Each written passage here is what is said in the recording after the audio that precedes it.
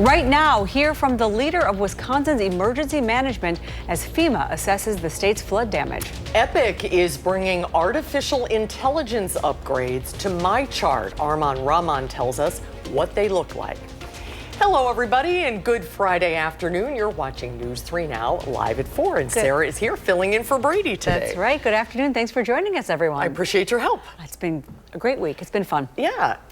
We'll get to the weekend forecast in just a minute, but we begin this Friday afternoon with breaking news. That's right. Portage police say the patrol officer accused of abusing his son no longer works for the city.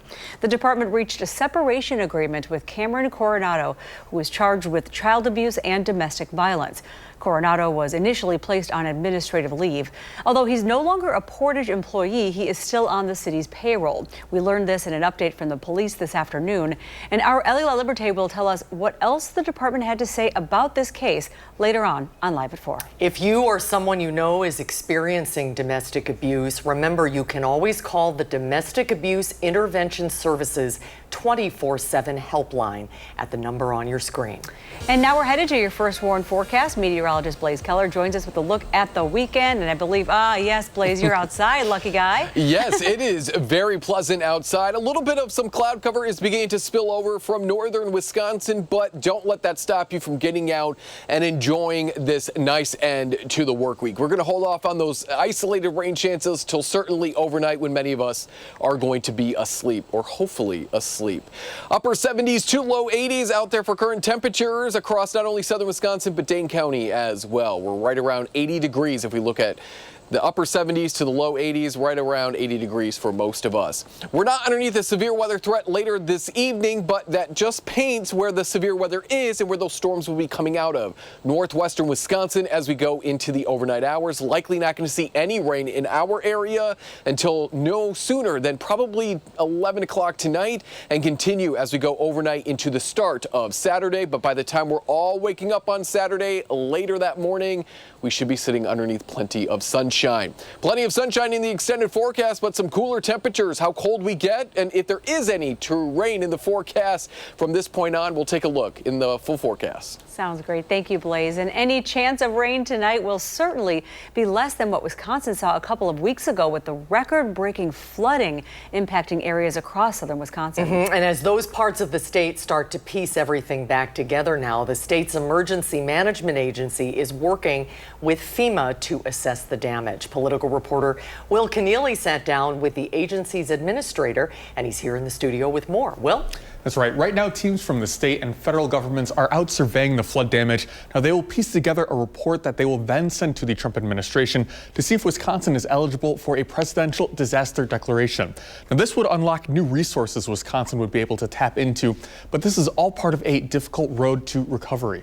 Yeah, it's going to be a long road to recovery. Unfortunately, there's a lot of cleanup to do. We're really encouraging folks to document the damage, make repairs, do the cleanup, keep receipts, things like mold remediation, that's stuff we don't want to wait on.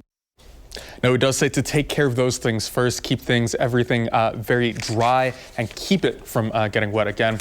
I'll have more on this week's For the Record about that response, as well as a sit down with the new candidate running for governor and the latest on what's happening inside the state capitol. We're looking forward to it, Will. Thank you. And you can watch this Sunday's episode of For the Record at 10:30 right here on Channel 3 after CBS News Face the Nation. The developers of MyChart over at Epic in Verona say they want to make it more of a personal assistant, and they're looking to do that with artificial intelligence. News 3's Arman Rahman tells us how the company says it will improve the patient and doctor experience. Could visits to your doctor's office soon start to look a little bit more like this? Well, software developers at Epic are hoping artificial intelligence can streamline the process to make the visit with your doctor a little more effective. You can make that visit more of a conversation, more of a people-human touch visit with technology. Taylor Seal is hoping that'll happen thanks to Emmy, a new AI chatbot coming soon to MyChart that will always be on. While other chatbots like ChatGPT dig through the whole internet to deliver responses, Emmy will look through the patient's personal chart to deliver a tailored response to specific questions about lab results, appointment scheduling, and more. The example we actually used at UGM was Packer season's coming up. I'm going to be tailgating. I know my cholesterol is high. Can I eat brats? And Emmy can respond and say, you know, you can eat brats. You might want to keep it in moderation and maybe consider a whole wheat bun. Developers also see it preparing visit agendas based on the questions a patient asks, so their doctors know exactly what they need to address when they see them next. Tonight at 6, hear from a doctor at UW Health working on making sure the AI implementation into the medical field is as safe as possible. For now, reporting in Madison, Arman Rahman, News 3 Now. Very cool. Thank you, Armand. SEAL says they run all AI responses through AI grading scripts and then have staff and internal clinicians review them. Well, as tomorrow's Packers preseason game, there are a few defensive players that fans should keep their eyes on. News 3 Now senior Packer writer Jason Wilde tells us who they are. The Packers' final preseason game is almost here. Saturday at 3 p.m. they will kick off against the Seattle Seahawks, those same Seahawks that they were mixing it up with in those fights on Thursday. Here at 4, I'm going to give you 3 offensive players to keep an eye on in this game. And then at 5, I'll give you 3 defensive players to keep an eye on. Let's start at running back, number 23, Israel Abanikanda. He has come in as a late addition after training camp had started. Not only has he been effective as a runner, he's also shown a lot of special teams ability, both as a returner and as a tackler. If the Packers are going to keep 4 running backs, he has a chance to lock up that 4th spot. Next, on the offensive line, Anthony Belton. He is the Packers' second-round pick. He has been up and down. Very good against the Jets in the first preseason game. 5 penalties in the first half alone and getting yelled at by Matt LaFleur on his way off the field into halftime in Indianapolis. This is his chance to show he can be a trusted backup on that offensive line. And then at wide receiver number 81, Julian Hicks, who has had 2 really good catches wiped out by penalties against the Colts and had a 3rd catch as well that counted. With all the missed time for a bunch of veteran wide receivers, he's taken advantage of the opportunity the most. It'll be interesting to see if he can continue to do that against the Seahawks. That's it from here in Green Bay. Again, we'll have 3 defensive players for you at 5 o'clock. Back to you in the studio. Sounds great. Thank you, Jason.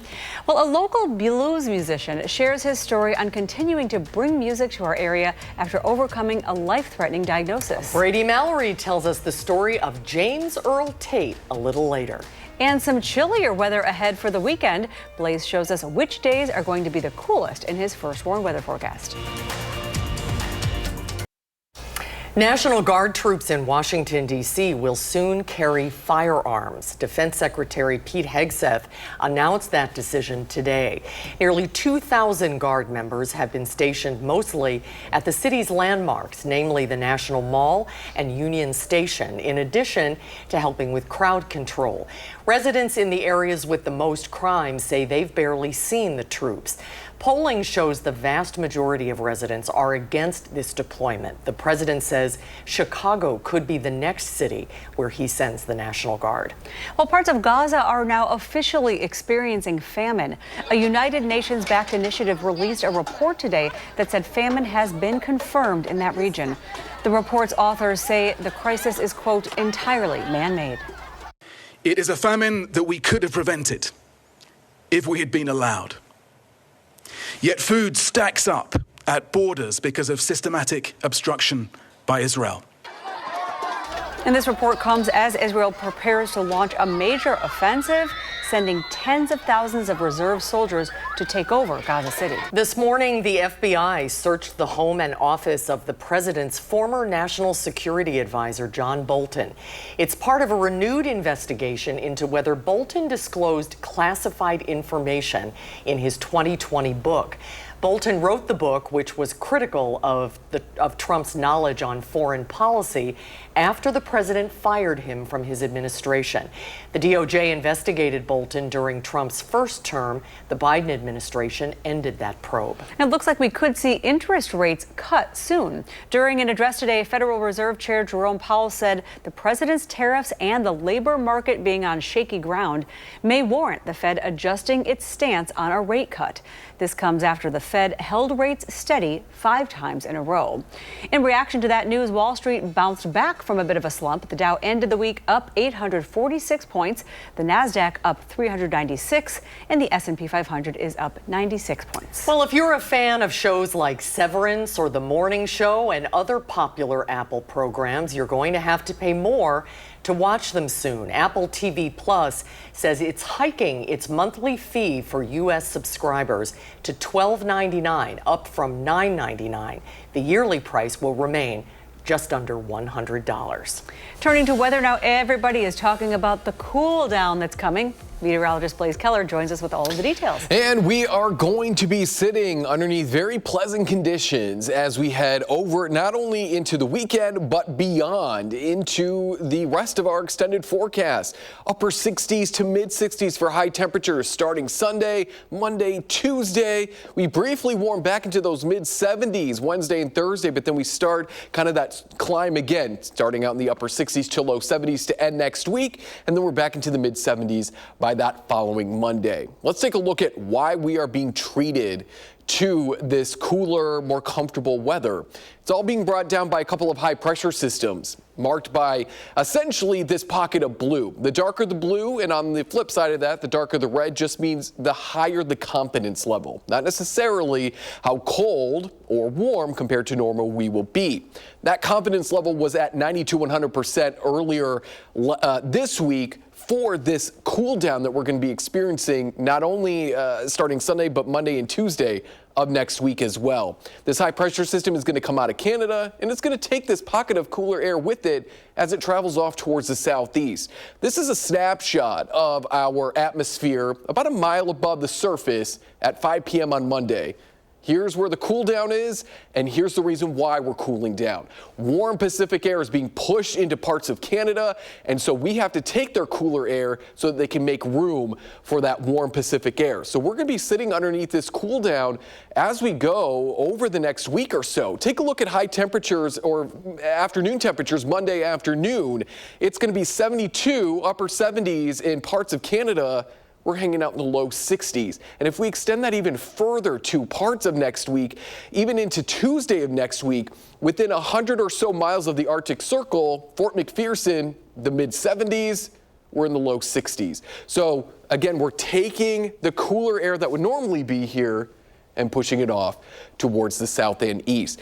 High pressure is also our fair weather friend. It is going to keep weather conditions quiet other than that rain chance tonight. Winds are going to be light and our humidity is going to be low.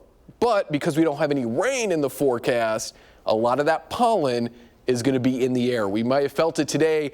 Allergy sufferers, weeds are going to be high not only for the rest of today, but into Saturday, Sunday, Monday, and Tuesday of next week. So definitely keep the allergy medicine around. We get the nice weather, but we don't have anything to wash out the atmosphere. So we're going to be dealing with those allergies, but we're not going to be dealing with the smoky conditions. Again, high pressure systems coming out of Canada, they can sometimes bring down that smoke, but thankfully they are not this time around. Low 70s tomorrow, low to mid 70s once the morning rain moves on out of here. There is a look at your 10-day forecast. I don't really have much to say because it's pretty self-explanatory, but gosh, Sunday, Monday, and Tuesday, if you're not outside, I'm going to be personally mad at you because those are some nice temperatures and those overnight lows in the 40s. You can't beat that. That is a great stretch, Blaise. Thank you. A Janesville blues musician is getting a well-deserved encore after a life-threatening diagnosis almost brought his final curtain call. James Earl Tate keeps his focus on his voice as he performs all over the area, but he almost missed a warning sign for a different part of his body. He is sharing this story with Brady Mallory to help others and to show us how he fought back. My baby caught the train. James Earl Tate knows the blues by heart. Everybody wants to know why I sing the blues, and I always go, I am the blues. His life wasn't easy. The 77-year-old grew up on a cotton farm in Mississippi and worked from sunup to sundown. Back-breaking work, because you had to bend over to pick the cotton, and you straighten up and your back would hurt so bad. That's probably the reason I have back problem right now. In the late 60s, Tate as his friends and fans call him, left the South for a better life up north. Well, I love Wisconsin. The blues man quickly met famous blues singer Luther Allison at the Nitty Gritty in Madison. From there, he made his way to the stage for his own career and found his rhythm. His time in the spotlight almost ended. Oh, that was a scary day. About 10 years ago, Tate was about to mow his lawn and he fainted. He made it to the hospital where doctors told him he had fluid around his heart and it was beating irregularly.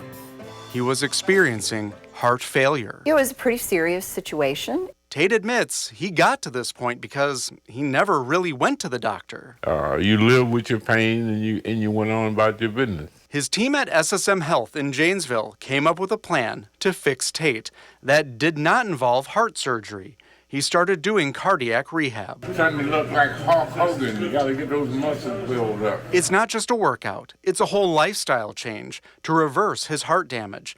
10 years later, the singer still goes 3 times a week. Age is just a number. Step by step, he's made his heart better.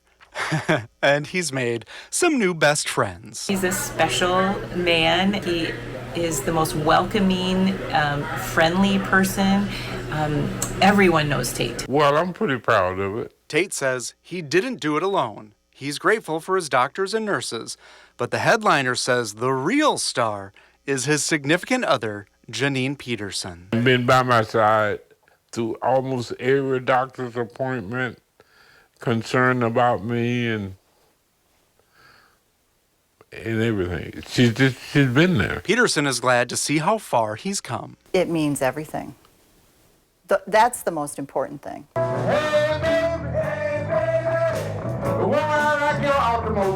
James Earl Tate can still sing the blues. These days, though, he says life is pretty sunny and bright. A lot more than I ever expected. He knows this with all his heart.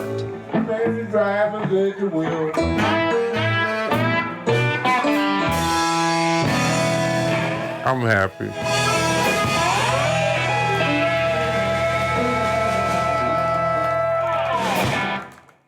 And there's your inspiration for today. That's all that matters is that happy. Continued good health, Tate. Coming up on Live at 4, Verona High School is getting ready to get students back in the building. Yeah, they're commemorating the start of the year with a special celebration this weekend. Josh Breiter has a preview in the 608. Welcome back, everyone. In the 608, back to school season is in full swing, and one district is getting the excitement going for the new school year this weekend. Josh Breiter is in Verona with a preview of their back to school block party. We're at Verona High School. This is where that block party is going to be held this weekend, and they are ready to have kids back into the building. This is super exciting. I have 2 friends joining us in the 608, Brian and Stephanie. Brian, I want to start with you. You guys have been busy working through the summer, and you're ready to have this building full of kids again. Yeah, absolutely. It's a pretty lonely space when you're missing more than 90% of the people in it, and so we are so excited to have our students coming back. We're energized. We've been preparing for you all summer, and we are ready for you to get back into the rhythm and routine of things and enjoy your freshman through senior experience. And you guys are getting the party started this weekend. We're talking about a block party. And Stephanie, this is the second year that you have done this. What is this block party all about? This block party is about welcoming our community, our staff, our families back into the building and just a place that they can gather. And this is the second year that you guys have done this. So what made you want to start this whole thing in the beginning? So in the beginning, our Black Student Union, they wanted something that they could give back to the community, because our community is always supporting our students, our family, our staff. So they just wanted something that was where they can just say a little bit of a thank you, right? Like, we're going to support you now. You support us throughout our school year, so now we're here to support you. So this is going to be happening on Sunday, August 24th, and hit us with the details, because this is going to be a fun event for families to come to and kind of let out a little bit of maybe those nervous feelings. Yeah, so it's Sunday, August 24th from noon to 2, and it's going to be held here in our field house. Awesome. And, you know, this is something, too, obviously you guys are getting the party going a little bit ahead of Labor Day, so this is an opportunity for families to come together and maybe you just feel a little bit more comfortable about things. Yeah, absolutely. I mean, anytime you're trying to create good, positive routines, it's getting students students into your building early and often. We want our families to feel like this is their space. This is not our school. It's our school as a community. And so I think that's a really important point to emphasize, is that the school to community connection,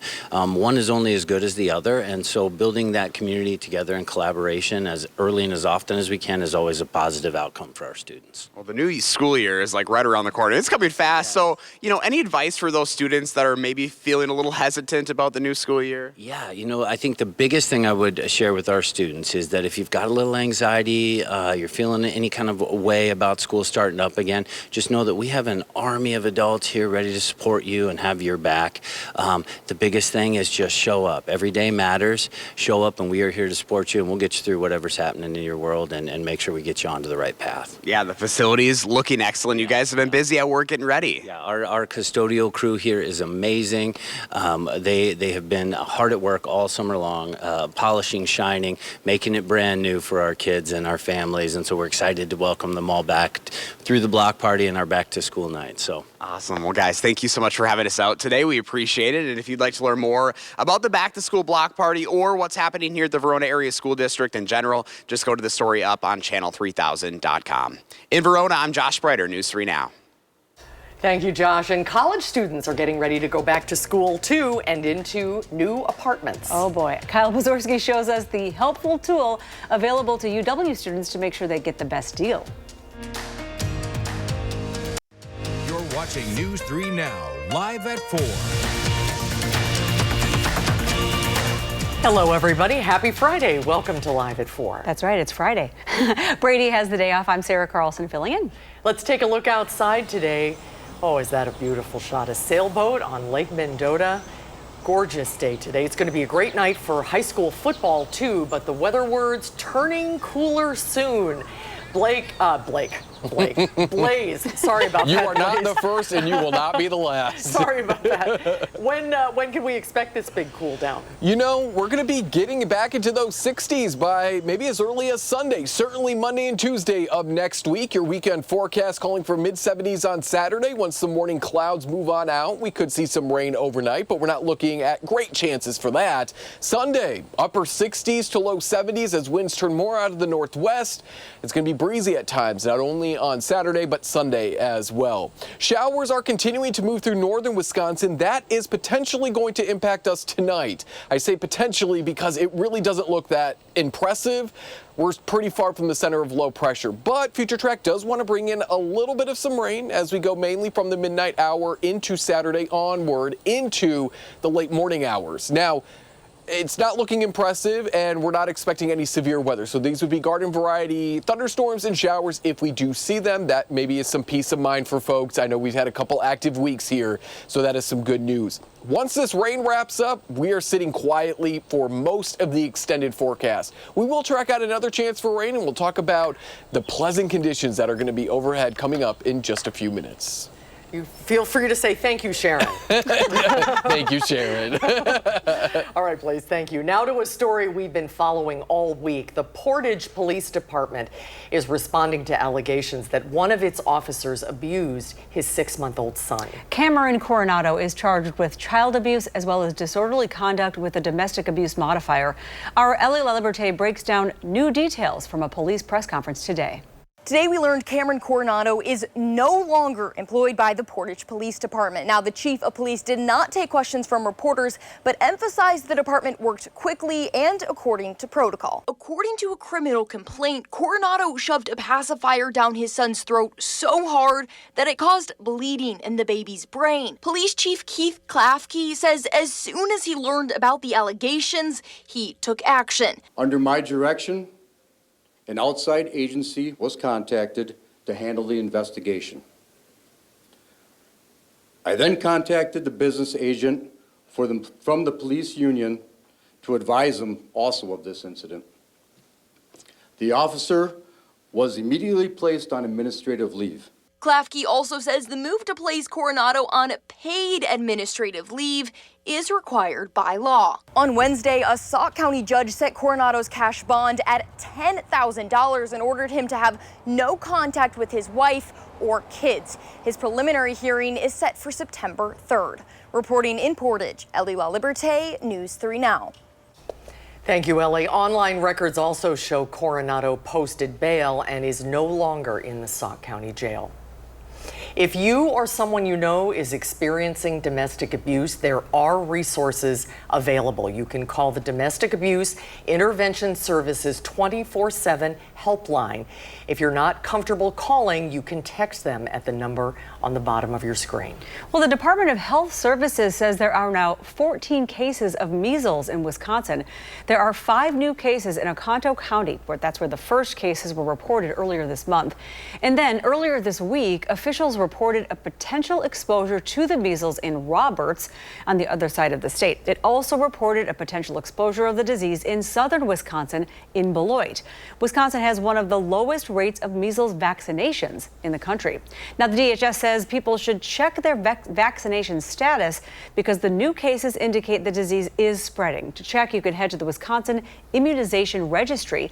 A link to do that is at this story on channel3000.com. Well, as college students look to head back or move into new apartments this month, there's a program designed to help people have a positive renting experience. And Kyle Pozorski shares how you can take part in Rent Smart. As college students move into new apartments this fall, there's a program for Wisconsinites designed to help make renting a breeze.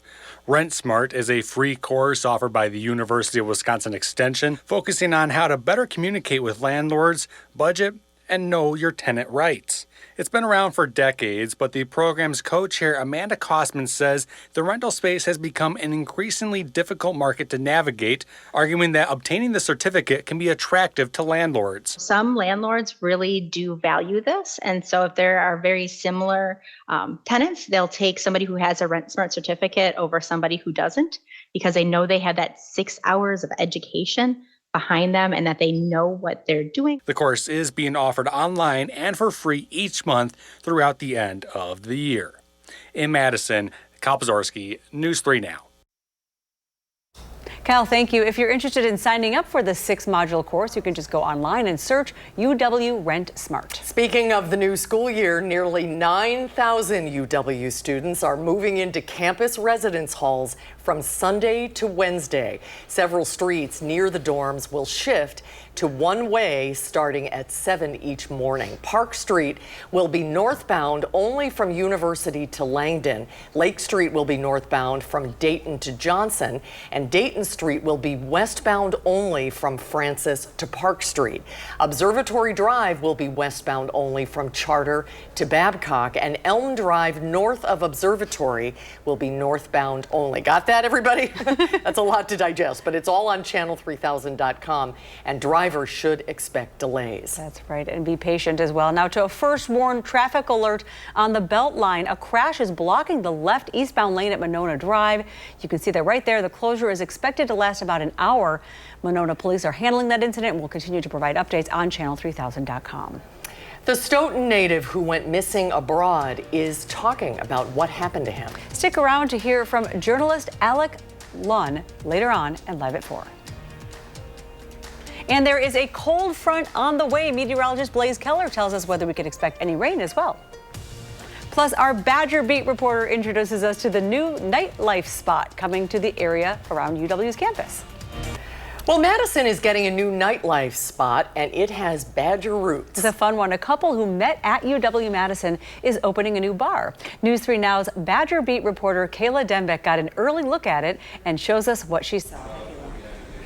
Hi, Moon Bar, opening where Danny's Pub used to be, will cater to students, alumni, and community members. They're flipping the space in just 5 weeks and doing most of the work themselves.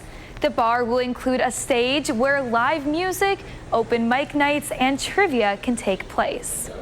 Along with entertainment, Moon Bar plans to offer gluten-free food and drink options.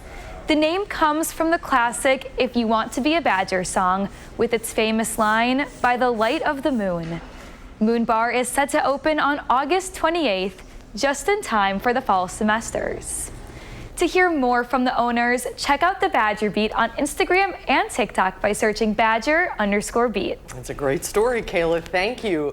Coming up on Live at 4, we hear from the Stoughton native and journalist who went missing abroad earlier this summer. Plus, how doctors say you should talk to your kids about social media ahead of the new school year. We'll be right back. Welcome back. With a new school year here already, or almost, kindness is key, both in the classroom and online. News 3 Now and SSM Health's Digital Device Guide reminds parents that what kids post can last forever, including anything mean-spirited or even liking something hurtful as a joke. Child and adolescent psychiatrist Dr. Ashvin Sood says parents can help by role-playing common online scenarios. They can also work on setting clear rules that relax over time with trust, monitoring who their kids connect with, limiting screen time, and teaching them to speak up if they see something harmful. I tell parents, think, on a real playground, what would you want your kid to do? Everything that's online is a digital playground. That has to be the frame. But in that digital playground, everyone has access. So no matter what a company says about parental controls, the parent is ultimately the ultimate parental control. Advise your kids on what could happen, but do that in a curious and empathetic way, and then role play. That's your best way to get to kindness. And to start those conversations, you can download our Time for Kids digital agreement. You can find that on channel3000.com under the Time for Kids section. A journalist and Stoughton native who went missing for days in a remote Norwegian glacier is sharing his survival story. Alex Lunn was excited for his 4-day hike in a foreign national park, but one wrong step on a broken boot sent him tumbling down a mountain. He lost all of his belongings, including his phone and his water, when he suddenly caught a glimpse of hope. At this point, I was hearing a lot of auditory hallucinations, and I heard this kind of heavenly music behind the helicopter as it was coming up towards me, and then the helicopter was maybe 500 yards away from me, but it was just positioned right, just scanning the mountainside very, very slowly, and it didn't see me. And then it flew away. And I thought either they're just refueling or something, or I just missed my one shot. Lunn says the harrowing experience gave him a new lease on life. That's pretty tremendous. Amazing story. All right, let's get a look at your first warn forecast. Blaze, we're talking about some chilly weather, but it's still pretty warm today. Maybe some rain? Maybe some rain to end the work week and Friday, but the rain certainly is not going to be sticking around. We'll take a look at the lack of rain expected through most of the extended forecast in just a moment. The rain wraps up early Saturday, and then we're left with sunny and comfortable conditions, especially Sunday. That's when we start to dip into those upper 60s, and we're going to stay there Monday and Tuesday of next week as well. Our daytime forecast highs still remaining below average, even as we warm up just a little bit. But compared to where we should be for this time of year, we're certainly getting treated with some cooler and drier air coming out of Canada, because they're going to be taking a lot of warm Pacific air as a couple of low pressure systems sit just about here. And those southerly winds push a lot of that air over the Rockies into parts of Canada. So to make room for it is essentially us taking it, that cooler and drier air, and it looks like it's going to be sticking around through most of next week. Because the air is going to be dry and because we got a high pressure system and a couple of them overhead, our rain chances pretty much diminish after Friday night into Saturday morning, staying dry through not only the end of the weekend, but into most of next week. We may squeeze out a shower or two as we go Wednesday into Thursday. But again, that's pretty far into the future, and it really doesn't look that promising. And especially if we continue to sit underneath these drier conditions, it's going to be really hard for any rain further down the line to get to the ground, because it's going to be kind of traveling through some pretty dry air. And we really don't need a whole lot more rain in Madison. In fact, if we ended the month right now, we would be a half an inch over our average August rainfall, which is about 4.16 inches. We picked up 4.66 inches for the month so far. So we don't need any more rain. A lot of southern Wisconsin, if we didn't see any more rain for the rest of the month, we would be in good conditions. Not the same for northwestern Wisconsin. They could actually use a decent amount of rain. but it looks like Mother Nature is going to keep us on the drier than average side as we go into the end of August, into the start of September. Again, those high pressure systems, they are our fair weather friends. They have sinking air and clouds, rain, thunderstorms. They like to climb into the atmosphere. So as long as that high pressure system is overhead, we'll likely continue to sit underneath these pleasant conditions. Low to mid 70s on Saturday, becoming more sunny as the day goes on there. Upper 60s to low 70s Sunday, Monday, Tuesday. The chance for rain returning Wednesday into Thursday. And then we're back to sitting underneath pleasant conditions to round out next week. Something to watch at home this weekend? Well, there's no need to waste an hour scrolling for the ideas. Nope, because local film critic Will Loper has already done that for you. Here is what's newly streaming this weekend. Eeny, meeny. You were the best behind the wheel. Unfortunately, I'm not smart enough to get away from John. He owes me $3 million. Get behind the wheel in Eeny Meeny, newly streaming on Hulu. But there's a casino job in just a few days. You're a getaway driver. All you gotta do is get in the car and get away. Samara Weaving stars as a former getaway driver pulled into one more job to save her ex-boyfriend. I regret every second I walked back into your life. I've changed a lot since I last saw you. I don't want to be a joke anymore. I want to be a real hero. Discover another dimension in Peacemaker Season 2, newly streaming on HBO Max. Whoa. What is it?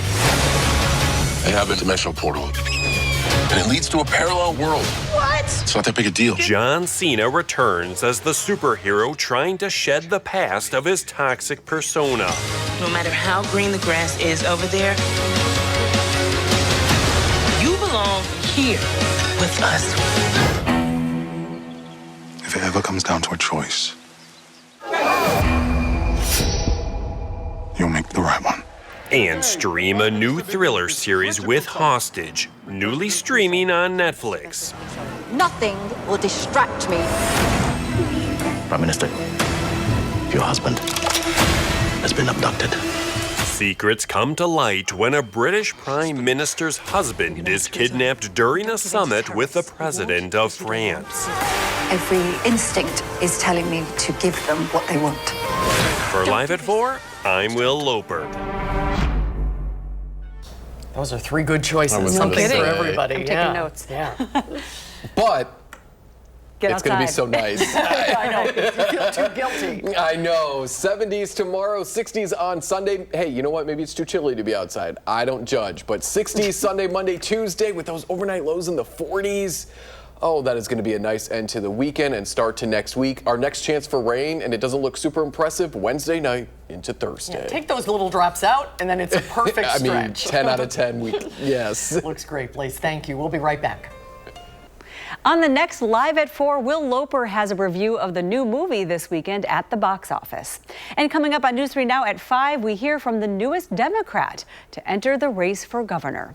Thanks so much for watching us at Live at 4. We hope to see you right back here Monday. You can always find us streaming 24/7 on Channel 3000+. News 3 Now at 5 starts now.